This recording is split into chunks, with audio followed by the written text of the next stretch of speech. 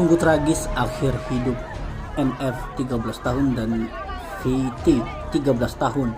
Dua bocah perempuan Malang itu tewas tenggelam di kolam retensi perumahan Rimera Teen Garden, Jalan Husin Basri, Kelurahan Sukamulia, Kecamatan Sematang Boreng, Palembang.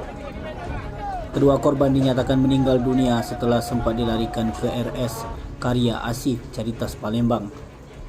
Kapolsek Sako Kompol Sulis Pujiono SH saat dikonfirmasi membenarkan peristiwa tenggelamnya dua bocah tersebut. Saat kejadian, menurut Kapolsek, kedua bocah bermain bersama dua teman lainnya. Korban diduga tenggelam lantaran tidak bisa berenang. Awalnya korban bermain di tepi kolam retensi sampai kedua korban berenang di pinggir kolam hingga akhirnya berenang ke tengah. Dua teman korban yang melihat keduanya tenggelam spontan memanggil orang tua korban yang tidak jauh dari TKP. Kedua korban ditemukan sekitar 2 jam pencarian dilakukan oleh warga setempat. Tim Liputan Sumsel TV melaporkan.